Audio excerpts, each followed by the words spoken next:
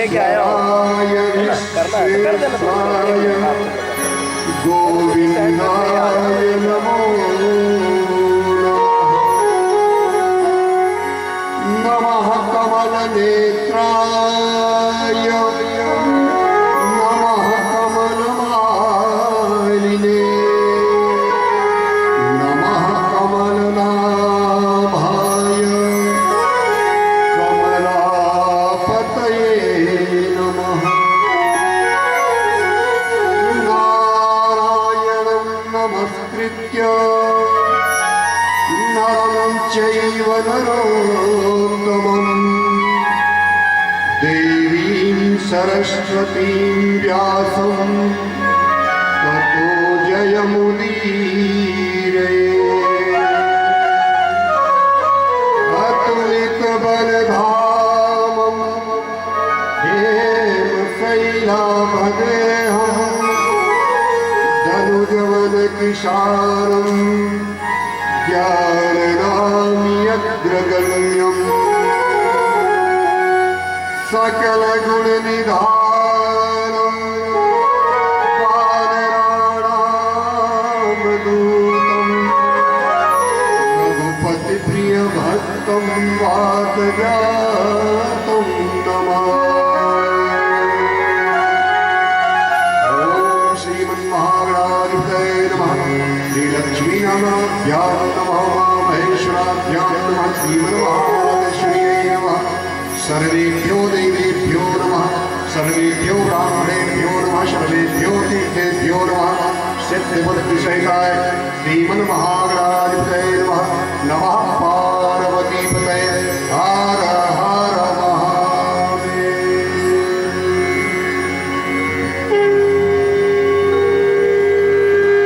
परम जिज्ञासु एवं पुण्य आत्माओं, जो भगवत भक्त एवं भक्तमती माताओं के स्वरूप में इस पुण्य पांडाल में विराजित है, व्यासपीठ से उनका हार्दिक अभिनंदन।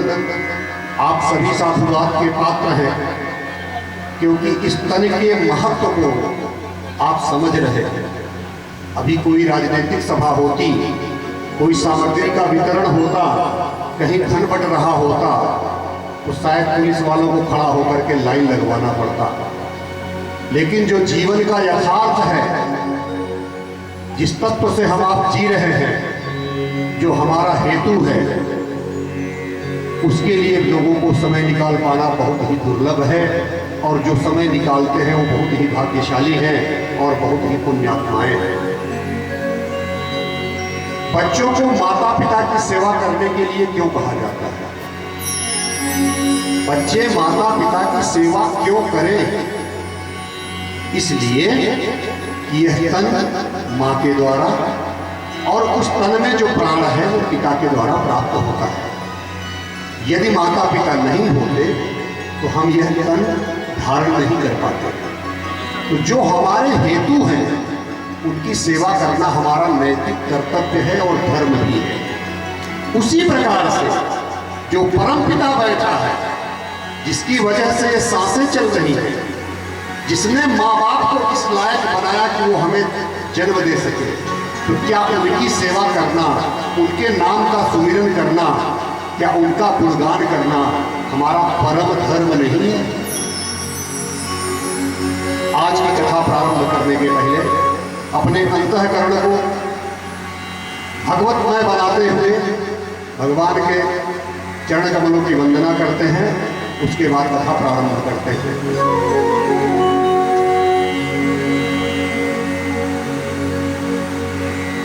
मेरो राधार मन गिरधारी,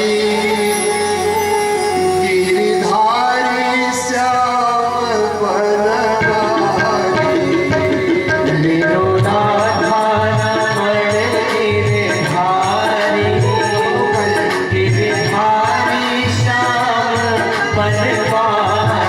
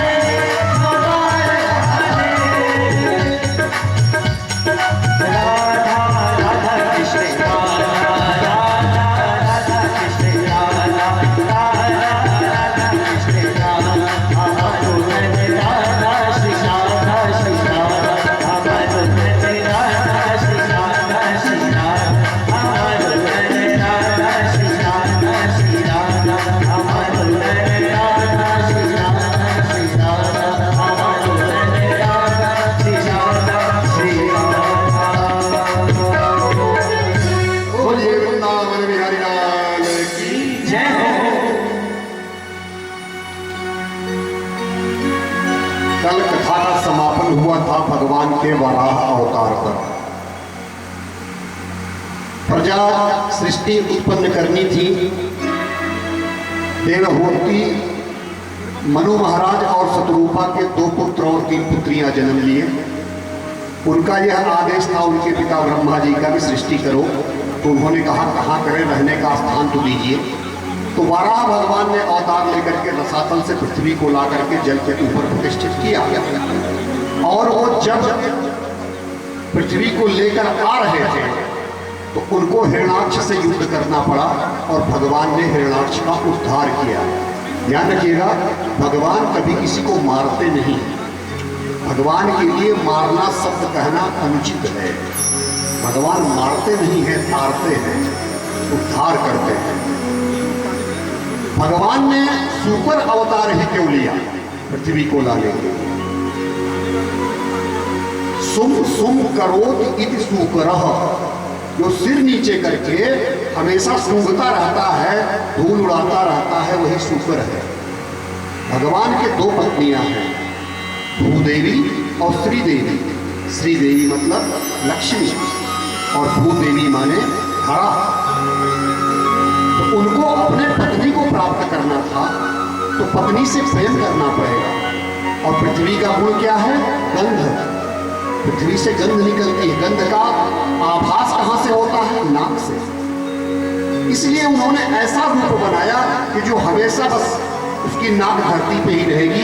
इसलिए वराह भगवान का अवतार है। बोलिए वराह भगवान की जय।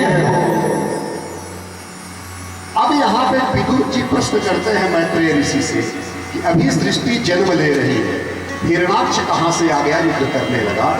फिर भगवान कृपा करके मुझे बताइए हिरणाक्ष कौन है जो धरती को लेकर के चला गया था। तो अब बताते हैं मैत्रेय ऋषि कि दिति और अदिति ये कश्यप ऋषि की पत्नी है। दिति और अदिति।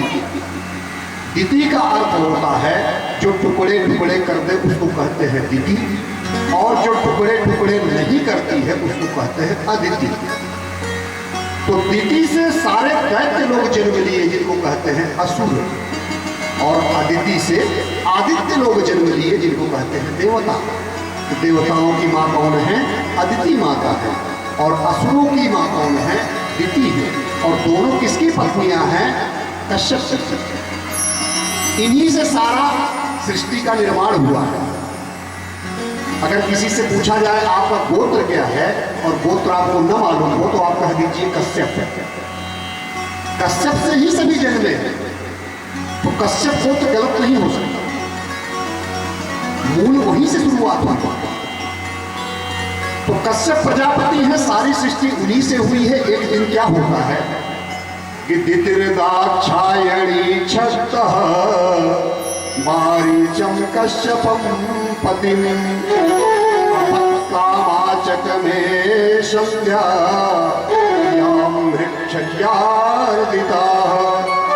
एक बार दक्ष पुत्री दिति ने पुत्र प्राप्ति की इच्छा से कामातुर होकर के सायंकाल के समय जब मरीचि नंदन कश्यप जी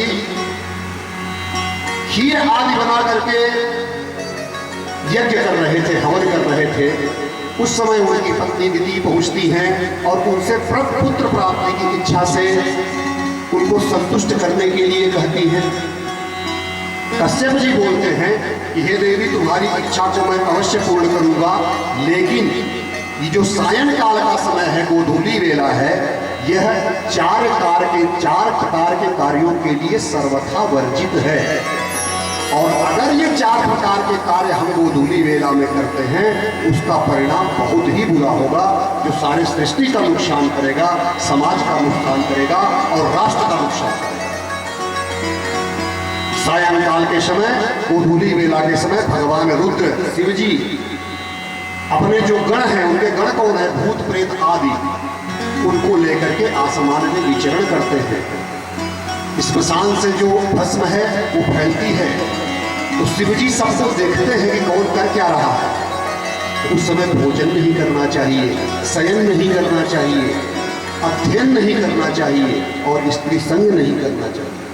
बहुत समझा रहे हैं, लेकिन दीदी जी उनका वस्त्र पकड़ के खींच रही है, उत्तरी है।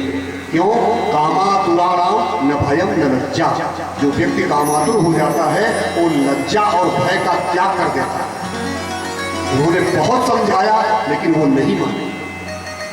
अंत में उनकी इच्छा के अनुरूप उनको भगवान को प्रणाम करके उनको ऐसा करना पड़ा।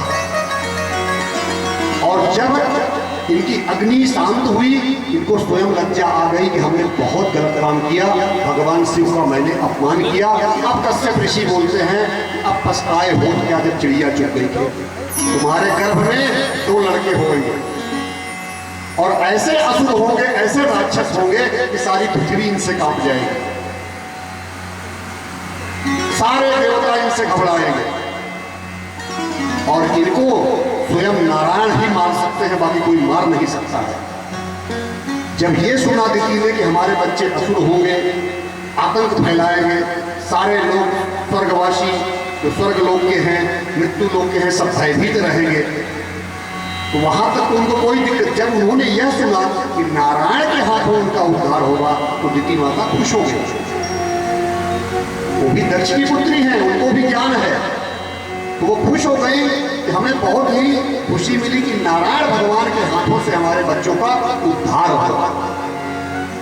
क्योंकि मुझे सिर्फ इतना डर था कि कहीं ब्राह्मणों के श्राप से ये कुपित न हो जाए, क्योंकि ब्राह्मणों का श्राप अगर एक बार लग गया वो पीछा कभी नहीं छोड़ता है, वो जन्म जन्मांतर तक पीछे पीछे चलता है।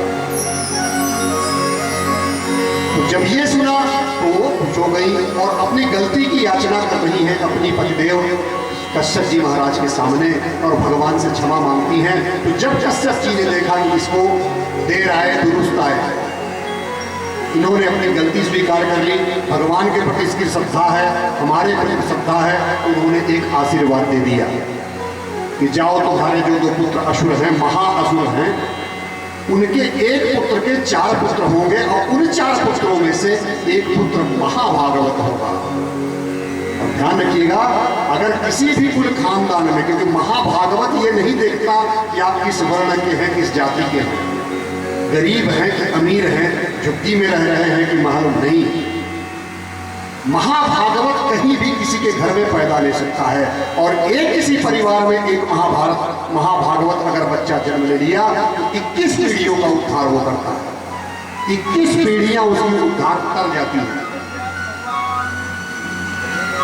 7 पीढ़ियां पिता के पक्ष की, 7 पीढ़ियां माता के पक्ष की और 7 पीढ़ियां जो उसके बाद जन्म लेगी, 21 पीढ़ियों का उद्धार करता है। तो उन्होंने उनको आशीर्वाद दिया कि तुम्हारे पुत्र के जो 4 पुत्र होंगे उसमें से एक महाभागवत होगा।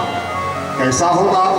अलम पटह सील धरो गुड़ा करो दृष्ट पर ध्यायतिथो दुखितेषु अभूत शत्रु जगत शोकहर्ता नैनाधिकं ताप विमोढुराजः। अलम्पटः का मतलब है कि वो विषयों में जरा भी आसक्त नहीं होगा, चरित्रवान होगा, गुणों का आधार होगा, दूसरों की उन्नति देखकर प्रसन्न होगा, दूसरों के दुख को देख करके वो स्वयं दुखी हो जाएगा, जगत में उसका कोई शत्रु नहीं होगा, वह लोगों का शोक दूर करने वाला होगा, चंद्रमा के समान सदैव चमकता रहेगा, सौम्य रहेगा, शीतल रहेगा और महाभागवत प्रहलाद होगा। प्रहलाद के लिए उन्होंने आशीर्वाद दिया, कुल का उद्धार करेगा। अब यहां पे विदुर जी पूछते हैं कि ये कहां से ऐसी स्थिति, जब कश्यप ऋषि की पत्नी है,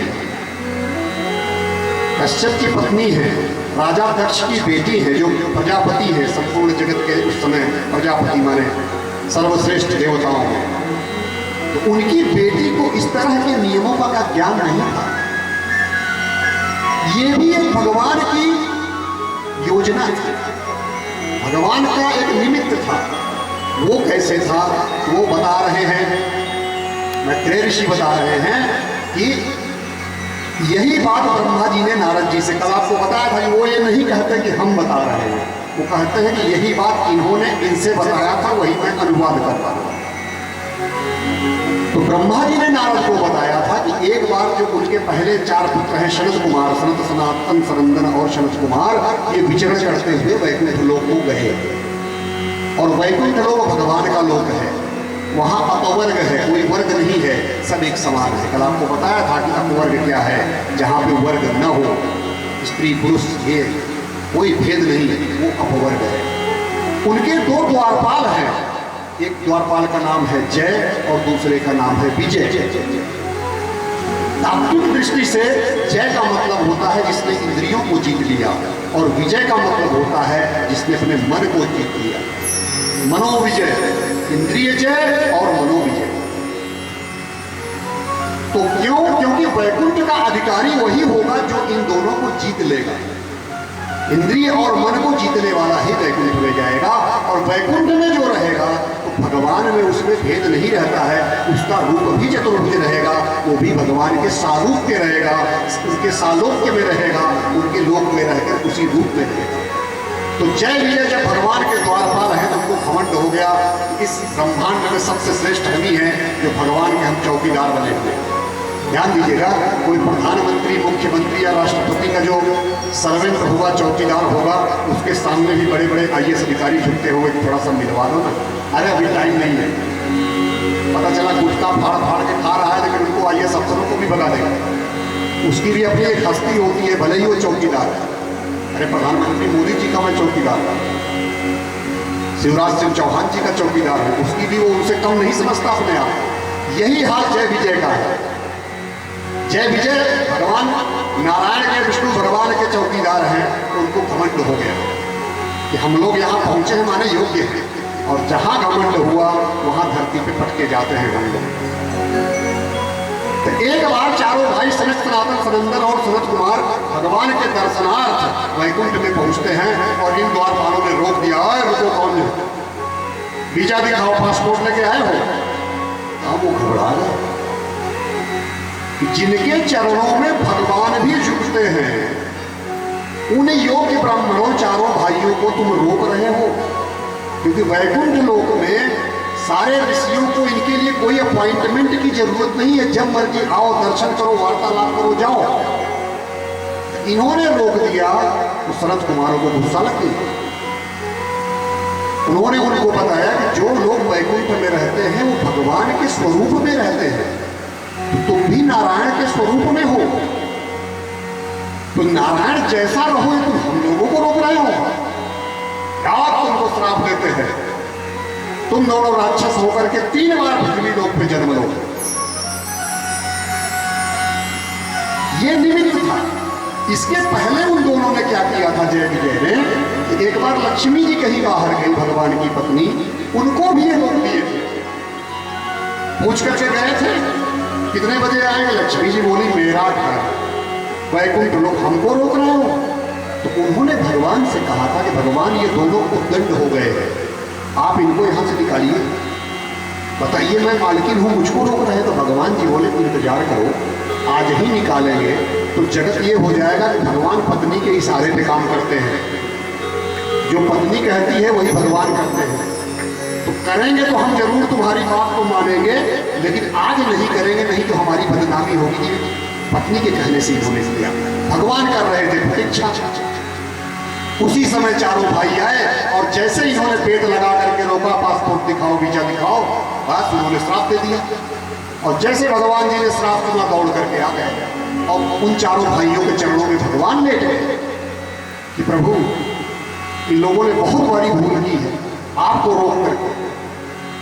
और नौकर गलती करता है तो नौकर का गलती नहीं माना जाता, मालिक का माना जाता है, तो अपराधी हम हैं, हमें दंड दीजिए।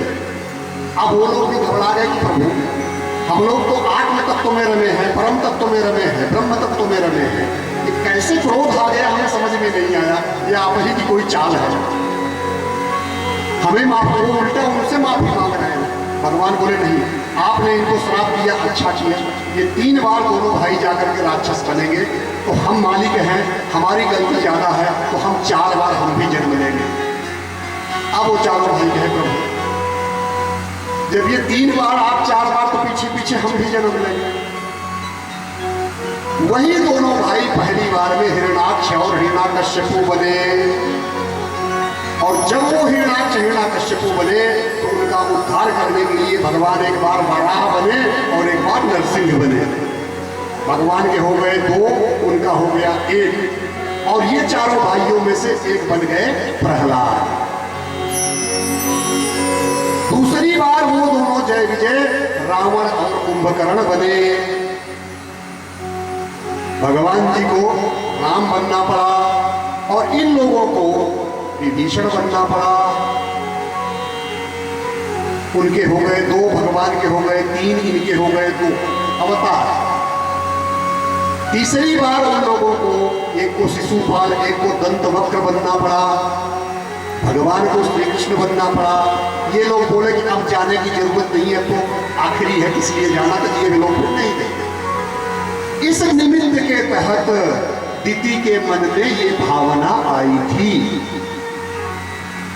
दिति के मन में जो ये भावना आई वो इस वजह से आई क्योंकि ये भगवान का ही एक प्रारब्ध था, एक भगवान की ही नियति थी, अन्यथा दिति के मन में ऐसी भावना नहीं आती। तो अब उनके कोख से ये दोनों जन्म लेते हैं। ध्यान रखिएगा, जब जुड़वा बच्चे जन्म लेते हैं तो जो माँ के पेट में पहले गर्भ में प्रतिष्ठित होता है वो बाद में निकलता है। अगर जुड़वा बच्चे माँ के गर्भ में प्रवेश किए तो जो पहले प्रवेश किया है वो बाद में निकलेगा, जो बाद में प्रवेश किया है वो पहले जन्म लेगा। तो हिरणाक्ष पहले गया, हिरण्याकश्यपु बाद में गया, लेकिन पैदा कौन हुआ? हिरण्याकश्यपु पहले पैदा हुआ, हिरणाक्ष बाद में पैदा। तो गर्भ में प्रवेश की दृष्टि से हिरणाक्ष बड़ा हुआ, लेकिन जन्म की दृष्टि से हिरण्याकश्यपु बड़ा हुआ। हिरणाक्ष, अक्ष का मतलब होता है आंखें, और हिरण्य माने होता है सोना, धन। तो जिसकी आंखें सदैव धन के ऊपर हो, सोने के ऊपर हो, उसका नाम है हिरणाक्ष। और हिरण्याकश्यपु, कश्यप माने होता है बिस्तर, और हिरण्य माने सोना, जिसको सदैव सोने का बिस्तर ही पसंद हो, कामी हो, भोगी हो, वो है हिरण्याकश्यपु। तो उसमें से एक क्या है? लालची है, धन का लालची है हिरण्याक्ष, लोभी है, शक्तिशाली है, क्रोधी है। तो हिरण्याकश्यपु क्या है? कामी है और भोगी है, सदैव वो काम और भोग में डूबा रहता है। दोनों यमज हैं। प्रजापति कश्यप जी ने उनका नामकरण किया, एक का नाम रखा हिरण्याक्ष और एक का रखा हिरण्याकश्यपु। अब हिरण्याक्ष क्या है? उसको अपने बल पे घमंड था। वरुण देव को जाकर कहता है मुझसे युद्ध करो। समुद्र में घुस गया, वरुण देव से कहता मुझसे युद्ध करो, बिना लड़ाई लड़े मजा नहीं आता। उनके पैर में गिर पड़ा, प्रभु युद्ध कर ही लो आज। अगर युद्ध करने के लिए पैर में गिर रहा है कि थोड़ा युद्ध ही कर लो, तो बोले मैं बूढ़ा हो गया हूं, मैं कैसे तुमसे लड़ पाऊंगा युद्ध करने। तो बोला कहाँ जाऊं मैं लड़ने के लिए? तो बोला परमात्मा तुम्हारे साथ युद्ध करेंगे और बढ़िया से युद्ध करेंगे, उसी से तुम्हारा कल्याण होगा। बोला वो कहाँ मिलेगा हमको? तब तक नारद जी अपनी वीणा लेकर के आ गए, और इसी व्यक्ति ने, हिरणाक्ष ने, क्योंकि इसका धन संपदा के ऊपर सदैव आंखें रहती हैं, और सारी धन संपदाएं कहाँ रहती हैं? पृथ्वी पे। जो भी धन संपदा, इसीलिए पृथ्वी को बोला जाता है रत्न गर्भा। सारा रत्न पृथ्वी के पास रहता है। तो इसने सोचा कि जब पृथ्वी को ही हम अपने घर पे रख लें, सारा धन हमारे पास आ गया, तो पृथ्वी को उठा करके रसातल में चला गया कि सारा धन का मालिक मैं। नारद जी आए, बता दिए उसको कि वो देखो हिरणाक्ष वराह का रूप धारण करके और अपने सिंह में फंसा करके तुम्हारे द्वारा जो पृथ्वी छिपाई गई है उसको लेकर के जा रहा है। बोले कौन है? बोले वही परमात्मा है। आप हिरणाक्ष दौड़ा के आज युद्ध अच्छे से होगा। पहुंच गया, पीछे से उनको गदा का प्रहार करने लगा। भगवान कुछ नहीं बोल रहे हैं, भगवान कुछ नहीं बोल रहे हैं। ध्यान दीजिए, ज्ञान की बात, कि बुद्धिमान लोगों का स्वभाव होता है कि पहले वो अपना कार्य पूरा करते हैं। क्योंकि कार्य में विघ्न तो आएंगे। अब पता चला आप विघ्न में लग गए तो आपका कार्य पूर्ण नहीं होगा। तो जब कार्य को आपने लक्ष्य केंद्रित किया है तो उस कार्य को करना है। तो भगवान जी को पीछे से वो गदा मार रहा है, उन्होंने कुछ नहीं, पहले उन्होंने पृथ्वी को करने दो, मारने दो। पृथ्वी को ला करके जल पे अपने शक्ति से प्रतिष्ठित कर दिए। ये धरती माता प्रतिष्ठित हो गई। अब बोलते हैं अब बताओ, बहुत गाली दे रहे थे, बहुत मार रहे थे, क्या करना चाहते हैं? बोला युद्ध शुरू हो गया, जबरदस्त युद्ध शुरू हो गया। ऐसी स्थिति हो गई, भगवान ने भी गदा उठा लिया, उसने ऐसा गदा मारा कि भगवान का गदा गिर गया। और भगवान से कहता है कि गदा उठा लो, मैं निहत्थे पे वार नहीं करता हूं। भगवान उसकी तारीफ करते, वाह तुम तो धर्म युद्ध भी जानते हो। अब भगवान ने अपनी इच्छा से सुदर्शन को प्रकट किया और सुदर्शन से उसके त्रिशूल गदा को काट दिया। एक तमाचा उसके बाद भगवान जी ने मारा, उलट पुलट करके वहीं पे गिर गया। बोलिए बड़ा भगवान की जय हो। वहीं पे उसका उद्धार हो गया। अब दूसरा भाई जो है हिरण्याकश्यपु, इसकी कथा हम लोग 7वें स्कंध में श्रवण करेंगे। 7वें स्कंध में इसकी कथा आएगी। अब ला करके पृथ्वी को ऊपर रख देते हैं। कहाँ हमने छोड़ा था कि मनु और शतरूपा के 2 पुत्र, उत्तानपाद और प्रियवत, 3 बेटियां देवहूति, आकुति और पशुपति। बीच में ये प्रसंग किसका आ गया? वराह का, क्योंकि पृथ्वी को प्रतिष्ठित करना था। 2 बातें हैं, जब काम बनता है हम लोगों का तो लगता है कि हमने किया और अभिमान आ जाता है, और जब काम नहीं बनता तो अपने प्रारब्ध को हम लोग दोष देते हैं, भाग्य को दोष देते हैं। ये हमारे आपके साथ होता है। काम बनेगा, हमने किया, देखा हमारी दिमाग, और जब गड़बड़ होगा तो भगवान दोषी हो जाएंगे। इसलिए चिंता करना, कोई चीज बिगड़ने पे, ये मूर्खता का लक्षण है। इन बातों को समझनी चाहिए कि जो बन भी रहा है, जो बिगड़ भी रहा है, सारा का सारा भगवान ही कर रहे हैं। उन पर श्रद्धा रखनी चाहिए, विश्वास रखना चाहिए। अगर समय बुरा चल रहा है तो ये मानिएगा कि आपके पापों का अंत होने जा रहा है। समय बुरा चलना माने कि जो हमारे पाप हैं उनका धीरे धीरे खात्मा हो रहा है, और समय अच्छा चल रहा है तो आपके पुण्यों का खर्चा हो रहा है। अगर आपने 1 लाख रुपए बैंक में जमा किया है और रोज निकाल निकाल के फल खा रहे हैं, तो इसका मतलब धन तो घटेगा ना। तो अगर सुखमय समय चल रहा है तो पुण्य धीरे धीरे जा रहे हैं। थोड़ा सा भरते रहिए, जमा करते रहिए बैंक में, नहीं तो सारा निकल जाएगा तो फल कहां से खाएंगे। और अगर बुरा समय चल रहा है तो पाप खर्चे हो रहे हैं, और जैसे पाप 0 हो जाएगा फिर समय हमारा आ जाएगा। ऐसा श्रद्धा और ऐसा विश्वास रखना है। देने वाला वो, जिलाने वाला वो, चलाने वाला वो, परिचय वाला वो, हम क्यों चिंता करें? एक छोटे बच्चे को कभी चिंता होती है? आपने देखा कि हमारा ये बिगड़ गया, वो बिगड़ गया, फीस कैसे आए? कोई बच्चा भी चिंता करता है? नहीं। क्यों? क्योंकि संसार का सबसे बड़ा सुख उसको मिलता है माँ की गोद। माँ की गोद से बड़ा संसार का कोई स्वर्ग नहीं है। तो निश्चिंत होकर सोता है, माँ है, संभालेगी। हम क्या छत गिर जाएगा, पंखा ऊपर से गिर जाएगा, कोई हमको किडनैप कर ले जाए, माँ है ना। उस बच्चे का माँ के प्रति कितना विश्वास होता है, उसी प्रकार से हमें आपको विश्वास करना है कि वो है ना। मस्ती से सो रहे, जो होगा वो करेगा ना। जिसे बच्चा माँ के ऊपर विश्वास करता है, माँ रात भर उसके गीला करता रहेगा, रात भर माँ गीले में सोएगी, लेकिन उसको सूखे में करती रहेगी, फिर से गीला करेगा, फिर माँ अपने उसको इधर कर लेगी और बच्चे को सूखे की तरफ करेगी। स्वयं सहे रहेगी लेकिन बच्चे पे आंच नहीं आने देगी। ये है माँ की ममता। तो अब पृथ्वी का उद्धार हो गया, वराह रूप धारण किया भगवान ने, और इनकी सृष्टि शुरू होती है। तो अब क्या होता है कि स्वयं भूमनु शतरूपा का विवाह हुआ। पुत्र आपको बता दिए, 2 पुत्री हुई, 3। उसमें से ब्रह्मा जी से पूछा, पिताजी मेरे लिए एक आदेश क्या है? कर्दम जी जन्म लिए ब्रह्मा जी के छाया से, एक ऋषि और जन्म लिए, उनका नाम है कर्दम। कहाँ से जन्म लिए? ब्रह्मा जी की छाया से। जन्म लेने के बाद ब्रह्मा जी से पूछा, पिताजी किस लिए हमको प्रकट किए हो? आदेश क्या है? जो लोग स्वतः जन्म लेते हैं, आपको बताया था कि भागवत के ये 2 नाम याद रखिएगा, सर्ग विसर्ग।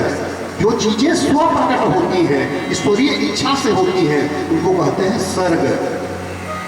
और जो फिर उन वस्तुओं से दूसरी प्रकट होती हैं, जैसे हमारे बच्चे हमसे आपसे जन्म लेते हैं, वो हो गए विसर्ग। प्रारंभ में सर्ग आएगा, फिर वो कहते हैं विसर्ग। तो कर्दम ऋषि विसर्ग है। ब्रह्मा जी ने स्व प्रकट किया, उनको बोले आदेश, तो उन्होंने कहा तपस्या करो, और तपस्या करने के बाद सृष्टि को बढ़ाओ। तो कर्दम जी ने कहा प्रभु जो आज्ञा, और भगवान को प्रसन्न करने के लिए तपस्या करने लगे। और भगवान प्रसन्न होकर के उनके पास आ गए, बोले वरदान मांग लो, वरदान मांग लो। तो कर्दम ऋषि कहते हैं कि बताइए, साक्षात नारायण हमारे सामने खड़े हैं, कह रहे हैं वरदान मांग लो, हम जो चाहे मांग सकते हैं। लेकिन ब्रह्मा जी का आदेश था कि तुम सृष्टि करो, तो वो भगवान से बोलते हैं कि हमें शादी करनी है। भगवान आ गए, बोले हमें शादी करनी है, क्योंकि उनके पिताजी ने ब्रह्मा जी ने बोला था सृष्टि करो। तो भगवान जी ने बोला कि मेरी इच्छा से ही तुम ऐसा कह रहे हो। अब मनु अपनी बेटी देवहूति को लेकर के तुम्हारे पास आएंगे, देवहूति को लेकर के आएंगे। देवहूति भी तुमको चाहती हैं, तुम मना मत करना, वो राजा की बेटी है, तुम भले ही जंगल में रहते हो आश्रम बना करके, लेकिन तुम शादी कर लेना, और मैं स्वयं पुत्र बन करके तुम्हारे घर में जन्म लूंगा। ऐसा कह करके भगवान अंतर ध्यान हो गए। अब इन्होंने अपनी, तो देखिए भगवान की दो शक्तियां हैं, एक है कर्म शक्ति, एक है ज्ञान शक्ति।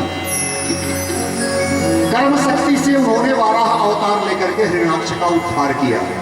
अब वो ज्ञान शक्ति से प्रकट होकर के ज्ञान का भी प्रचार प्रसार करेंगे, क्योंकि चीजें होने से हम आप नहीं कर पाएंगे, उनके बारे में ज्ञान भी रहेगा, तब जाकर के धरती का, सृष्टि का, समाज का बैलेंस होता है। तो पूर्व के भविष्यवाणी भगवान के वरदान के अनुसार मनु और शतरूपा जी अपनी बेटी देवहूति को लेकर के आते हैं और कर्दम जी के पास प्रस्ताव रखते हैं। तो कर्दम जी ने उस प्रस्ताव को स्वीकार कर लिया और देवहूति और कर्दम ऋषि का दोनों एक दूसरे से परिणय सूत्र में बंध जाते हैं। अब उन्होंने पहले देवहूति की बहुत तपस्या ली, परीक्षा ली।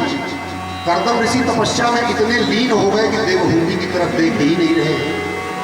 उनका सेवा करते करते राजकुमारी है देवहूति, उनका शरीर जर्जर हो गया, दुबला पतला हो गया। क्यों? क्योंकि उनके गर्भ से भगवान को जन्म लेना है। तो जहां भगवान का प्राकट्य होगा उसके अंदर इतनी शक्ति, सहनशीलता तपस्या के रूप में होना चाहिए ना। तो कर्दम जी ऋषि ने उनको तपाया और काफी वर्षों के बाद जब उन्होंने आंख खोली तो उनको पूछे, देवी तुम कौन हो? तपस्या में ऐसे लीन हो गए, कौन हो? तो बोले हे ऋषिवर मैं आपकी पत्नी हूं। तो बोले मैं तुम पर प्रसन्न हूं, क्योंकि हम तुम्हारी परीक्षा ले रहे थे और तुम सेवा में लगी रही, अपने शरीर का ध्यान नहीं रखा, तुम वरदान मांगो। तो बोले मैं आपकी पत्नी हूं। एक पत्नी क्या वरदान मांगेगी? गृहस्थी में हो, गृहस्थ का सुख चाहिए, और कौन सा वरदान हमको चाहिए? तब उन्होंने अपनी इच्छा से एक विमान का निर्माण किया। उस विमान का नाम है कामक विमान। कामक विमान का अर्थ है जो भी हमारे आप की इच्छाएं होंगी वो विमान वैसा रूप धारण करके इच्छाओं को पूर्ण करता है। तो उन्होंने कामक विमान बनाया और उसमें बैठा करके माता देवहूति को कई जगह भ्रमण कराए। धीरे धीरे समय बीता, 9 कन्याओं का जन्म हुआ। 9 कन्याओं का जन्म हुआ। ब्रह्मा जी ने जो ऋषियों को प्रकट किया था उसमें कितने ऋषि थे? 10। एक ब्रह्मचारी है, शादीशुदा नहीं है। 10 में से एक कौन है? वो नारद जी। बाकी बचे कौन? 9। और ब्रह्मा जी ने उनको आदेश दिया कि तुम ऋषि मुनि हो और तुम सब लोग गृहस्थ जीवन जियो। क्योंकि गृहस्थ में अगर ऋषि मुनि लोग गृहस्थ में आएंगे तभी गृहस्थ जीवन में धर्म बढ़ेगा। ऐसा नहीं है कि सारे ऋषि मुनि संन्यास ले ले तो गृहस्थ भी रहे वो, तो गृहस्थ वाला तब जा करके और प्रतिष्ठित अच्छे से होगा जब गृहस्थ में धर्म होगा, ऋषियों जैसा विचार होगा, ऋषियों जैसा व्यवहार होगा। तो ब्रह्मा जी के आदेश से कर्दम ऋषि ने अपनी 9 कन्याओं का विवाह उन 9 ऋषियों से किया। बोलिए सच्चिदानंद भगवान की जय हो। कर्दम ऋषि की बड़ी पुत्री है कला देवी। कला देवी का विवाह किया मरीचि ऋषि से। कर्दम ऋषि की दूसरी पुत्री है अनुसुईया, उनका विवाह किया अत्रि ऋषि से। अनुसुईया का नाम ऐसा कोई जगत में नहीं होगा जो नहीं सुना होगा। सतियों में सबसे महान अनुसुईया, जो माता सीता को भी ज्ञान दिए थे वनवास काल में। और अनुसुईया वो है, इनसे तीनों देवियां शक्ति, लक्ष्मी, सरस्वती, इनको भी लगा कि हमसे हमारे बराबर कोई नारी नहीं है जगत में। भगवान ने कहा नहीं, अनुसुईया से बड़ा कोई नहीं है, उसके जैसा पतिव्रता और सती नारी कोई नहीं है। इन्होंने बोला ऐसा कैसे हो सकता है, हम लोगों में क्या कमी है, आप प्रमाण दीजिए।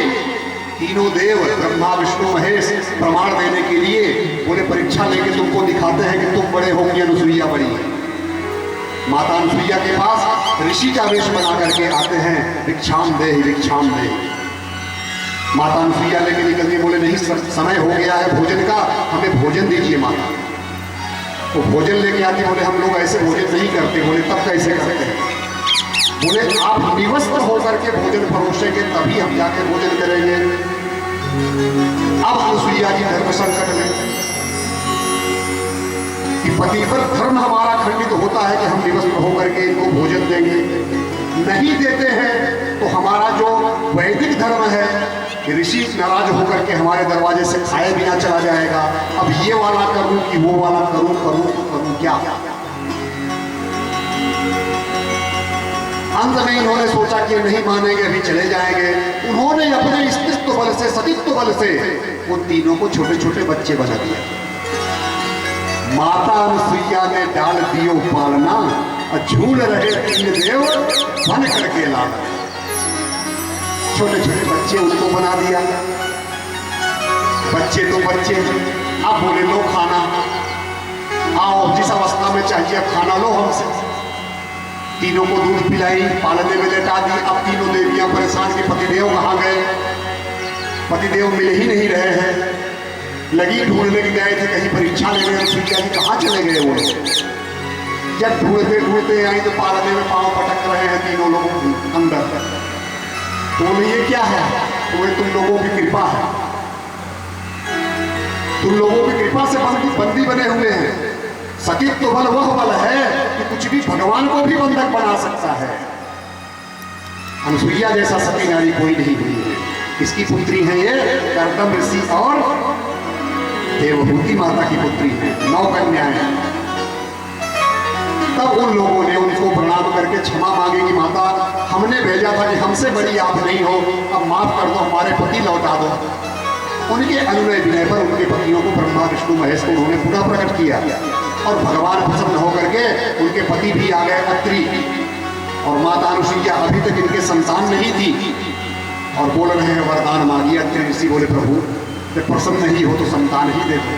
तीनों देवों ने ऐसे करके कह दिया तथास्तु। जब तीनों देवों का हाथ उठ गया तो 3 संतान हो गए। विष्णु भगवान के आशीर्वाद से दत्त भगवान हुए, दत्तात्रेय। अंतिम दिवस हम उनके बारे में सुनेंगे। शिव जी के अंश से चंद्रमा, अनुसुईया के बेटे हैं चंद्रमा, और ब्रह्मा जी के अंश से दुर्वासा ऋषि। ये तीनों बेटे उनके हो गए, तो वो है अनुसुईया माता। और जो श्रद्धा उनकी बेटी है देवहूति की, उनको अंगिरा ऋषि से विवाह किया। हविर्भू को पुलस्त ऋषि से, गति का विवाह पुलस्त ऋषि से, क्रिया का विवाह क्रतु ऋषि के साथ किया, ख्याति का विवाह भृगु ऋषि से किया, वशिष्ठ ऋषि के साथ माता अरुंधति का विवाह किया, और शांति नाम की जो बेटी थी उनका विवाह अथर्वा ऋषि से किया। उसके बाद बोलते हैं कर्दम ऋषि अब मैं संन्यास लेने जा रहा हूँ। तो वो बोली कैसी बातें आप करते हो, भगवान ने आपको वरदान दिया था कि मैं पुत्र बन के आऊँगा, अभी वो कार्य तो पूर्ण ही नहीं हुआ, आप बोल रहे हो संन्यास ले रहे हैं। बोले हाँ ये भी सही है। पुनः वो घर पे रुक गए। कुछ समय के बाद कपिल भगवान का प्राकट्य, भगवान कपिल रूप धारण करके कपिल नाम से उनके यहाँ प्रकट हुए। बोले कपिल भगवान की जय। और कपिल भगवान ने उनसे कहा था पहले ही भगवान जी ने कि जब मैं प्रकट हो जाऊंगा तो हे कर्दम जी आप घर छोड़ करके चले जाना और मैं अपनी माता को सांख्य योग का ज्ञान दूंगा, क्योंकि हमको इस धराधाम में सांख्य योग को प्रतिष्ठित करना है। तो जैसे कपिल भगवान का प्राकट्य हुआ, कर्दम ऋषि भगवान के आज्ञानुसार घर छोड़ करके तपस्या करने चले जाते हैं। अब देवहूति माता के साथ कपिल महाराज हैं जो उनके बेटे के रूप में हैं, और देवभूति माता से कहते हैं माता तुम प्रश्न करो, हम तुमको ज्ञान देना चाहते हैं। तो वो कहती है कि पिता के वनगमन के पश्चात कपिल देव देवहूति माता के संग बिंदु सरोवर के किनारे रहने लगे। एक समय माता देवहूति ब्रह्मा जी को वचन को याद करती कि जो तेरा पुत्र होगा वो नारायण होगा। वो कहती है हे प्रभु, मैं माया के जाल में असत में डूबी हुई हूँ, माया से मुक्ति का उपाय आप बताइए। ये शरीर माया है, केवल भोगों में मैं लगी रही और हम उन तेजस्वी ऋषि को नहीं पहचान पाए, तो इस माया से मुक्त होने का उपाय बताइए। यह सुन करके कपिल भगवान प्रसन्न हो गए और बोलने लगे हे माते, योगी आत्मपरायण होकर के मोह बंधन को काट देता है और सुख दुख से क्या होता है, मोह को प्राप्त नहीं होता है। जीवात्मा अपने बंधन एवं मुक्ति के लिए स्वयं उत्तरदायी है। हम आप जो बंधन में हैं किसी अन्य के वजह से नहीं है, अपने बंधन के वजह से हम आप अपने वजह से बंधन में हैं, और मुक्त भी होंगे तो अपने वजह से। जो तीन गुण है सत्व रजस तमस, वही आसक्ति में बांधते हैं और वही परमात्मा के पास जाने से रोकते हैं। इस प्रकार से उन्होंने सबीज समाधि का वर्णन, अध्यात्म योग का वर्णन, भक्ति योग का वर्णन माता देवहूति को ज्ञान देते हैं और कहते हैं कि भुक्त भोगा परित्यक्ता दृष्ट दोषा च नित्यशः नेश्वरस्याशुभम धत्ते स्वे महिमिं स्थितस्य च। जैसे कोई व्यक्ति अपने मन पसंद आम ले आए और उसको चूस करके उसको फेंक देता है, वो ये नहीं देखता कि इस छिलकों को किसने खाया, क्योंकि उसको मालूम है कि अब हम इसमें कुछ बचा ही नहीं है, गाय खाए कोई भी ले जाए क्या लेना देना है, क्योंकि भुक्त भोगा हो चुका है। परित्यक्ता उसने पूरी तरह से परित्याग कर दिया है, फिसल का गिरा नहीं है, उसको दृष्टि